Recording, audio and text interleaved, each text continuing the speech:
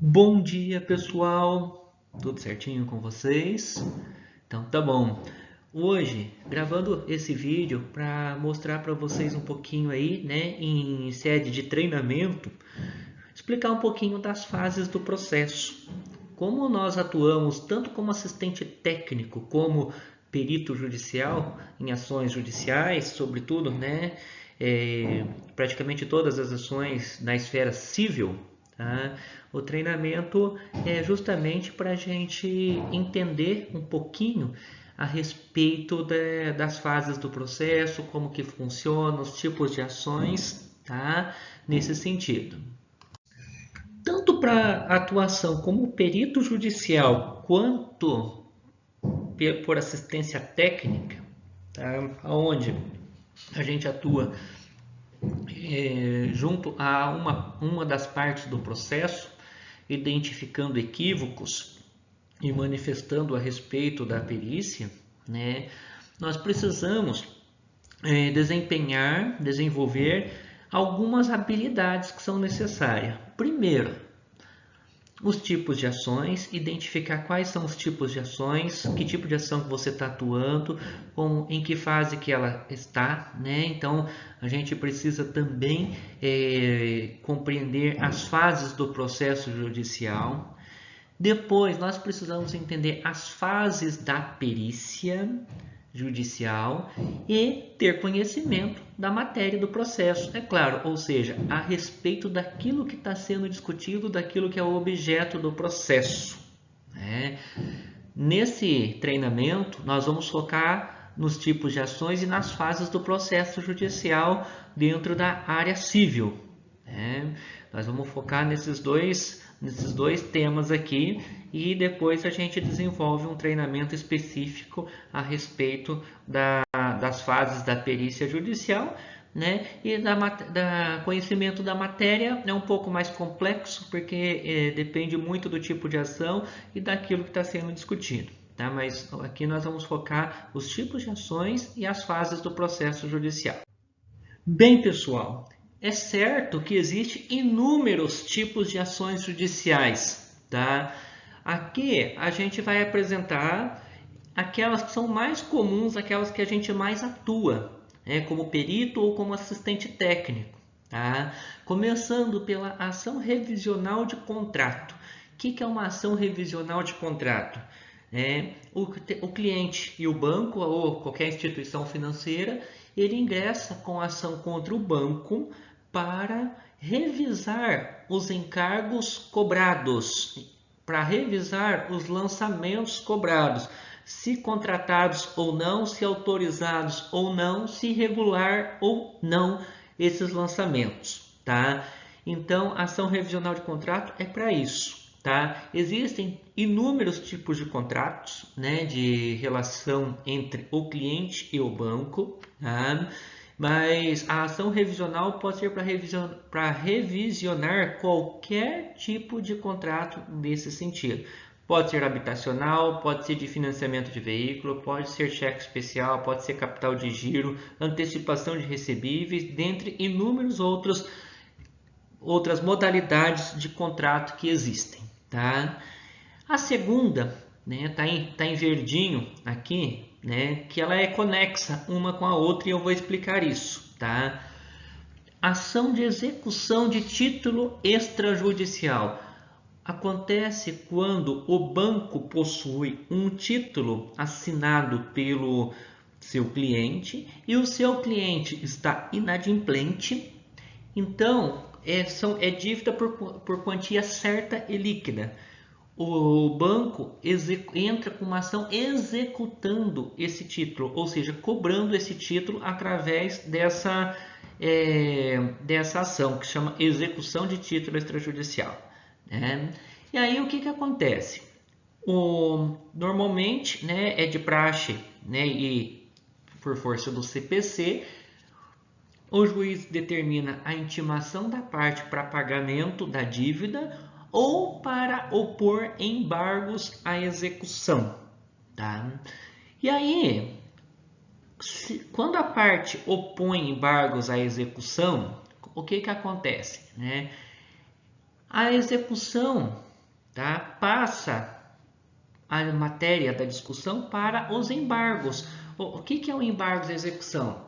Eu devo, mas não é essa quantia que o banco está executando, né? Aí, o que é o devedor?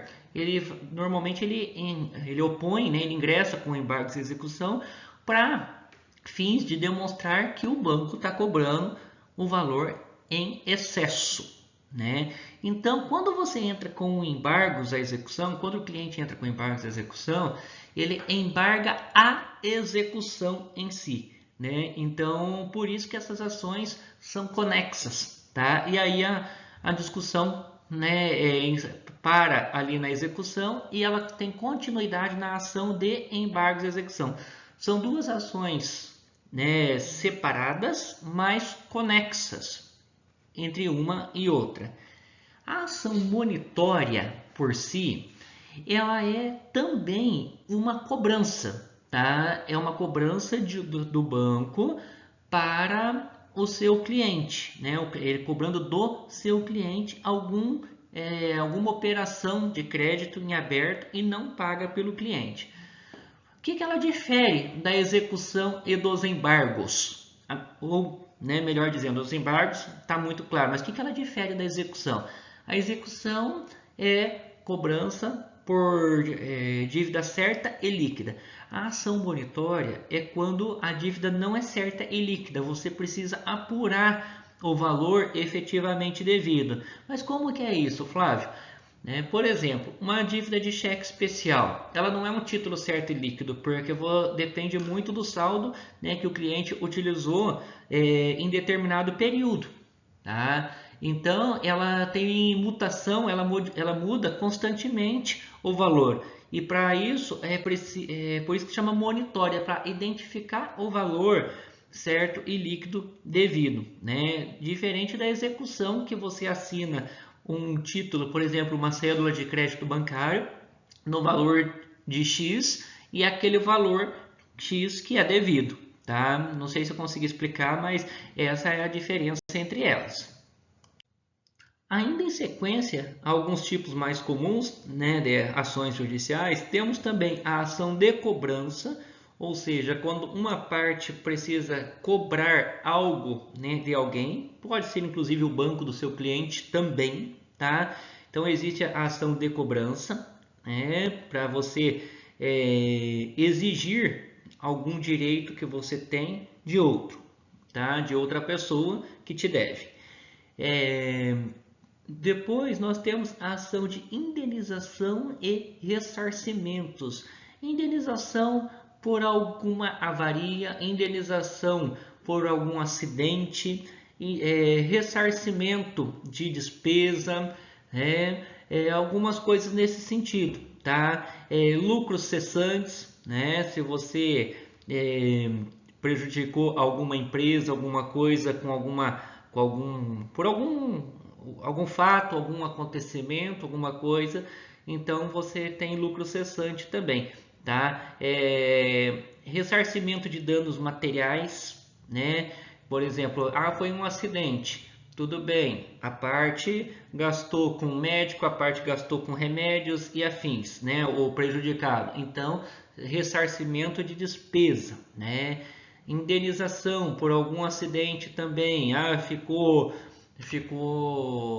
sem possibilidade de continuar trabalhando ou, né, falecimento, tinha filho menor. Então existe esses tipos de ação de indenização. Ação de prestação de contas, quando uma parte, né, quer exigir prestação de contas de outra. Por exemplo, muito comum, né, condomínios ter ação de prestação de contas contra o síndico, né, para que apresente as contas e comprove todas as despesas pagas. Ação de prestação de contas contra banco, né, para que o banco junte todos os documentos comprovando, né, as autorizações para o respectivo lançamento na conta, tá? A ação de prestação de contas, normalmente ela se dá em duas fases. A primeira é onde o juiz, né, determina a prestação de contas à outra parte com prolação de sentença, né? Ele sentencia o processo e determina a prestação que a parte requerida preste contas ou apresente contas. Depois, apresentadas as contas, né, tem a segunda fase, que é a fase do cumprimento de sentença, que nós vamos falar já já, que é aquilo que não conseguiu ser prestado contas para a restituição para quem ingressou com a ação. Ou seja, teve X despesa, não conseguiu comprovar, então esse X despesa que não conseguiu comprovar ser restituído, né, ao requerente. Aí nós temos ainda a ação de cumprimento de sentença. O que é a ação de cumprimento de sentença? Qualquer uma dessas ações que nós falamos até agora, tá? Existe no processo duas fases, a fase do conhecimento e a fase, né, da liquidação de sentença ou cumprimento de sentença. O cumprimento de sentença, ele pode ser um processo separado somente para esse fim, né? Eu entrei com a ação de cumprimento de sentença referente àquele processo X. Tá? Ou o cumprimento de sentença pode ser dentro da própria ação, onde existe a alteração da classe processual, né? E que ela é modificada para fins de cumprimento de sentença. O que é o cumprimento de sentença? É onde a gente vai apurar o valor conforme as determinações judiciais, seja como assistente técnico, seja como perito, né? Analisa-se todos os dispositivos judiciais, ou seja, tanto a decisão da sentença do juiz de primeira instância, quanto dos recursos que foram interpostos, tá? Analisa-se, faz-se a interpretação e para a gente apurar o valor do cumprimento de sentença em si. Tá? Existem algumas ações, por exemplo, as ações de planos econômicos, onde existiu um instituto que chama IDEC, que ingressou com uma ação coletiva para fins de recomposição de valor dos expurgos inflacionários das cadernetas de poupança. Então, como é uma ação civil pública, o que acontece? Quando a parte entra, é matéria julgada, né, porque tem efeitos repetitivos, ou seja, é muita gente entrando com a mesma discussão, então o Instituto IDEC entrou com uma ação civil pública, foi julgado até no STJ, e aí cada um que quer entrar com a aplicação desses dispositivos judiciais já entra com uma ação direta de cumprimento de sentença, ou seja, porque já é uma matéria julgada, não precisa esperar julgamento novamente. Então, está dentro da prescrição, está dentro das possibilidades. Você tem uma caderneta de poupança, a exemplo desse caso em específico, né?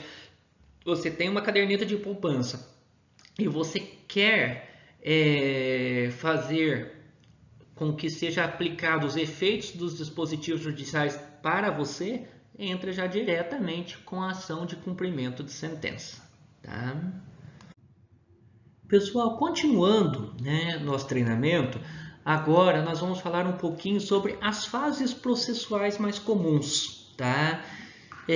As fases do processo, né? Então nós vamos começar com a parte aí de conhecimento, tá, do processo, onde o autor, seja quem for, ou uma parte ou outra, né? No caso, se a gente falar de fins de relação entre banco e cliente, né? Ou o banco entra executando o seu cliente, né? Por alguma dívida, alguma operação em aberto, ou o autor, né? O seu cliente entra com uma ação contra o banco para fins ou de prestação de contas ou para fins revisionais, tá? Então o autor entra, né? Ele ingressa com a ação, juntando a petição inicial, todos os documentos que comprovam, né, para fins de comprovação daquilo que alega, tá? Normalmente existe um parecer técnico já na inicial, né? E aí o processo é distribuído. Se tiver tudo ok, se não precisar emendar a inicial, ou seja, se não faltou nada na inicial, o juiz acata o processo e determina a citação da parte contrária, tá? A citação do requerido. O que é a citação? Citação é comunicação do requerido que existe uma ação contra ele, tá? E para oportunizar a ele, né, a sua defesa. Tá? Por que citação está em verde? A citação está em verde porque depois do julgamento do processo lá na frente, essa data é muito importante, porque normalmente, né, dependendo do tipo de ação, dependendo do tipo, né, da determinação judicial, é onde começa a contar os juros de mora, tá, do processo.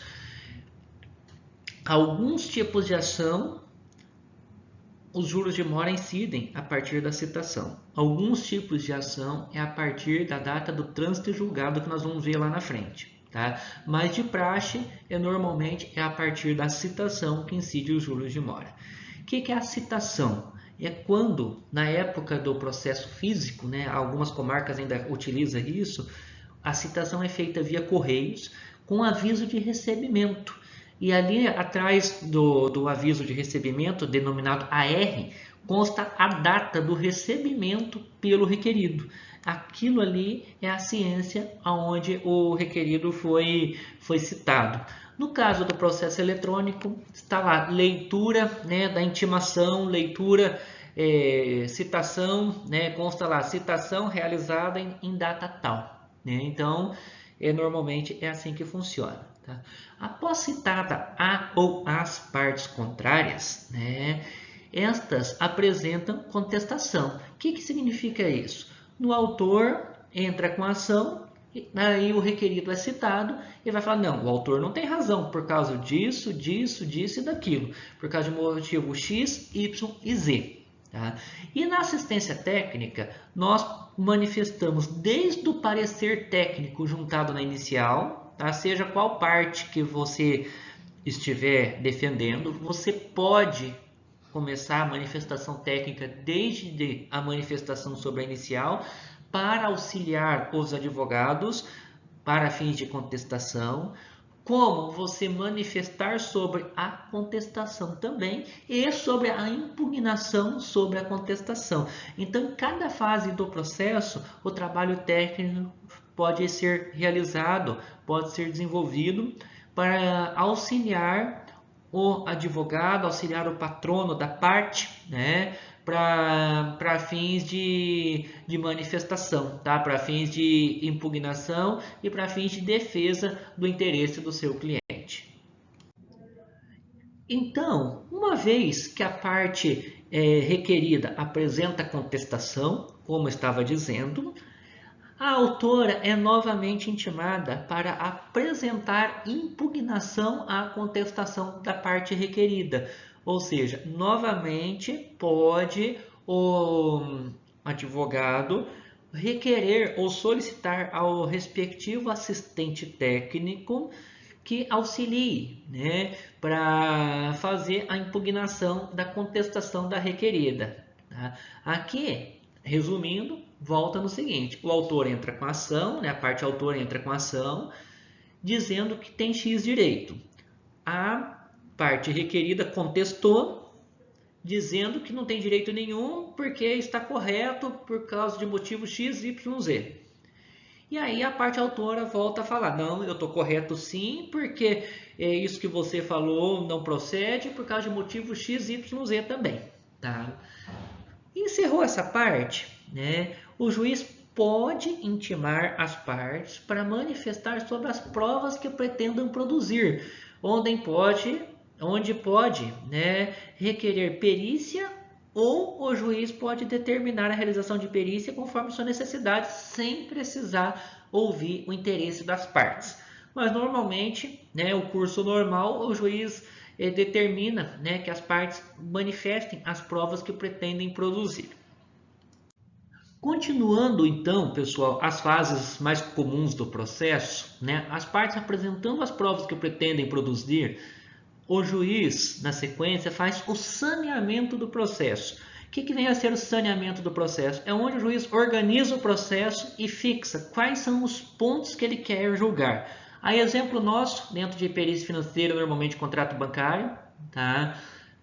Por exemplo, discute-se tarifa, discute-se capitalização, discute-se taxa média de mercado. Então, o juiz fixa os pontos principais ali dos pedidos da inicial, aquilo que ele vai julgar.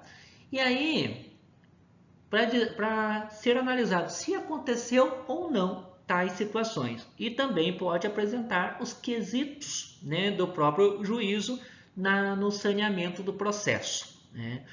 E às vezes, ou normalmente, no próprio saneamento do processo, o juiz nomeia o perito, tá? Para fazer a perícia judicial, se for o caso, né? Nomeando o perito,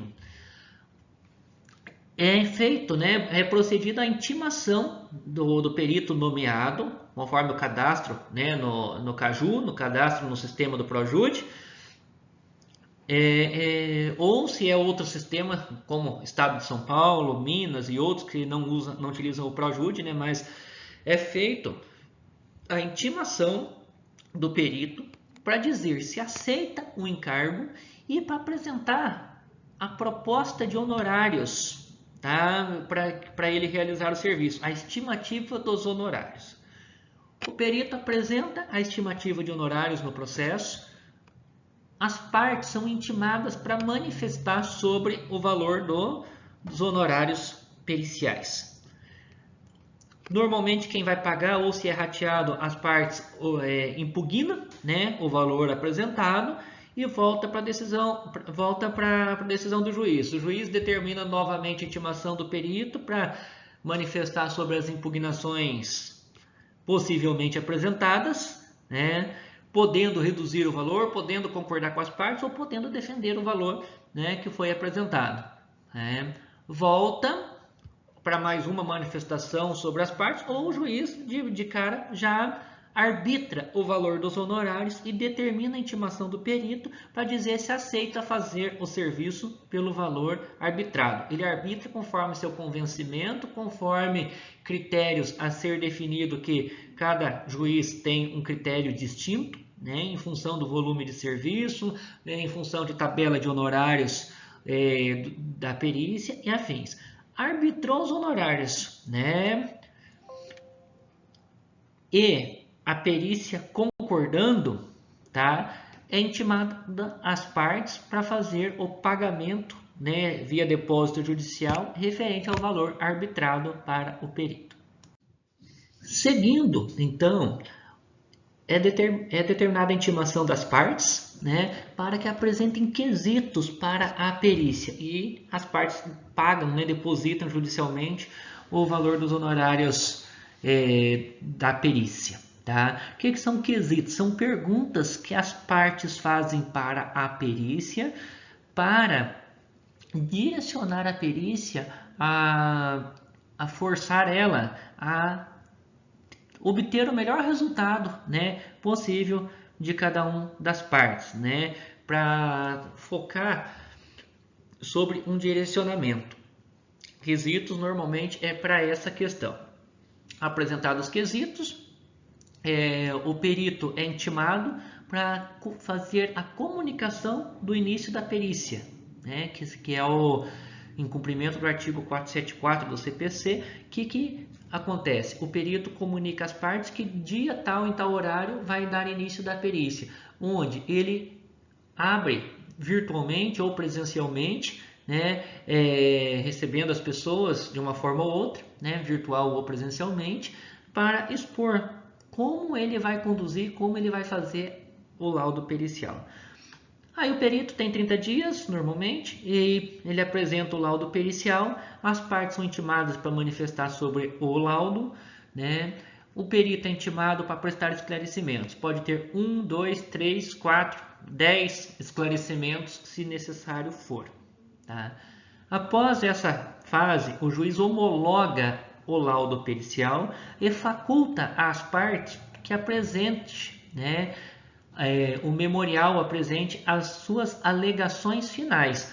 Com isso, o que significa? Que nas alegações finais é feito um apanhado de toda a fase de conhecimento, né, feito um resumo de cada etapa, e onde para tentar direcionar o juiz, né, para sua convicção e que ele vai julgar o processo. Feito isso, o juiz julga o processo, ou seja, ele prolata, ele faz a sentença, determinando o que ele acatou ou não e as condições de como serão aplicadas, de como serão apuradas as indenizações, as verbas, as revisões, as execuções e afins. Tá?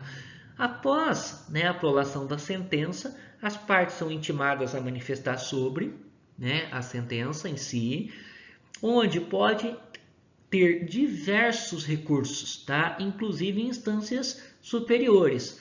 Pode ter embargos de declaração à sentença, aí depois pode ir para o Tribunal de Justiça, né, em instância superior, depois pode ter embargos de declaração, né, à decisão de segunda instância, enfim, inúmeros recursos, inclusive até mesmo ao STJ, né, Superior Tribunal de Justiça.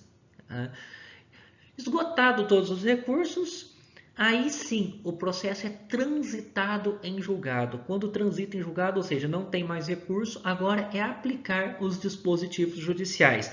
Também está em verde, né, aqui essa frase, né, essas palavras transitado em julgado, assim como a citação, porque são informações importantes na apuração de valor, no cumprimento de sentença, né, tanto a citação como a data do trânsito em julgado, tá, são informações de extrema relevância aí na hora do cumprimento de sentença. Tá?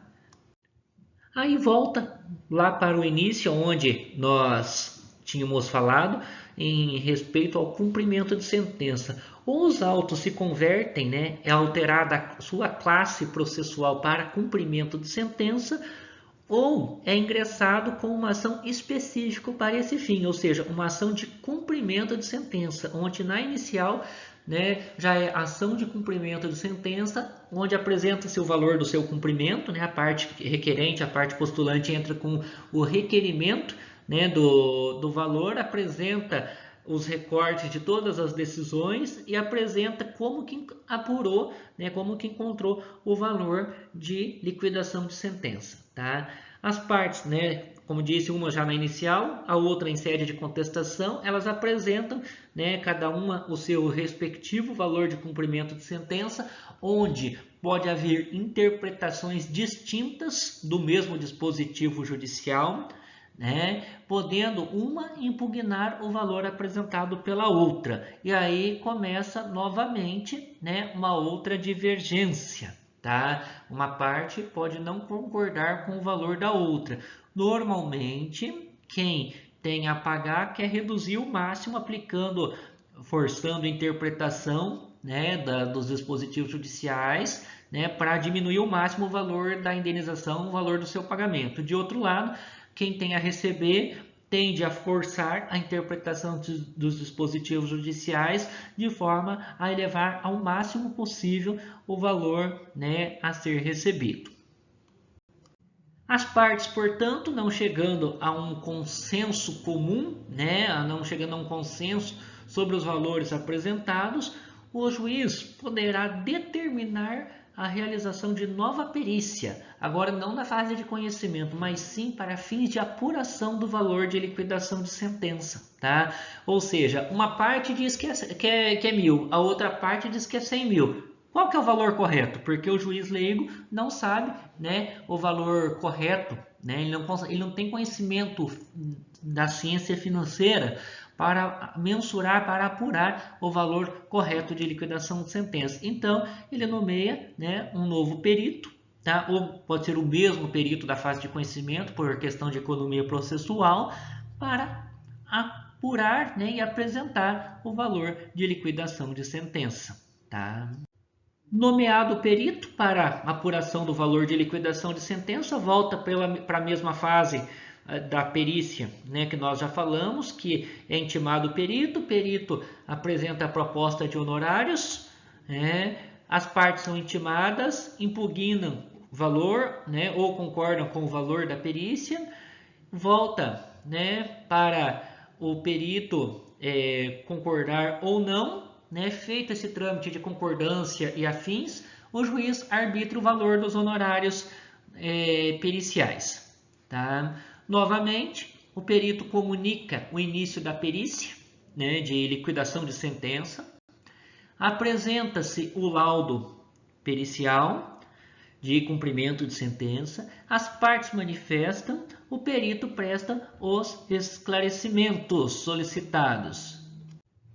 Prestados os esclarecimentos, o juiz convencido, o juiz homologa o laudo pericial de liquidação de sentença, homologa o valor apresentado no laudo pericial, né, e determina que a parte devedora, a parte requerida, apresente, né, pague o valor apurado, o valor homologado, né, deposite judicialmente o valor homologado aí pelo juiz.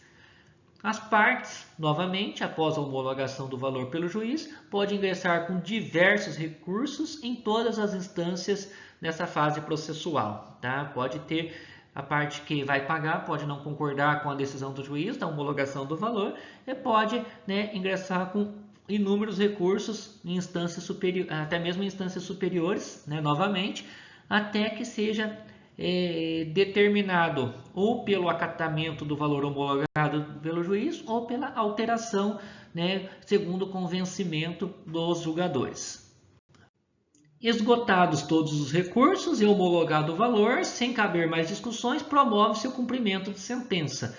Ou seja, né, a parte, né, devedora vai pagar o valor arbitrado pelo juiz.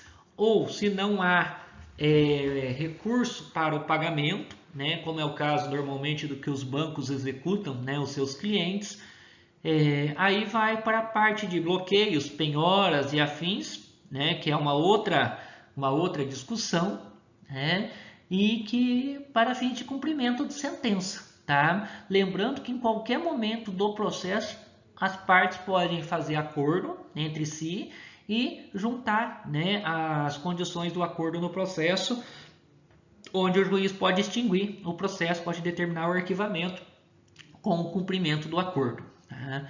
Cumprida a liquidação de sentença, o juiz determina o arquivamento do processo, ou seja, o processo está resolvido, tá? Encerrou, então, né, aqui todo o curso processual. Lembrando que a assistência técnica vai até pode ir até a manifestação sobre os valores em cada ação, em cada fase processual dessa, até que se tenha, né, até que seja feito o cumprimento da liquidação de sentença e que o juiz determine o arquivamento do processo. Então, até o arquivamento do processo, a assistência técnica pode acompanhar o advogado da parte e pode auxiliar, né, em todas as manifestações necessárias. Tá?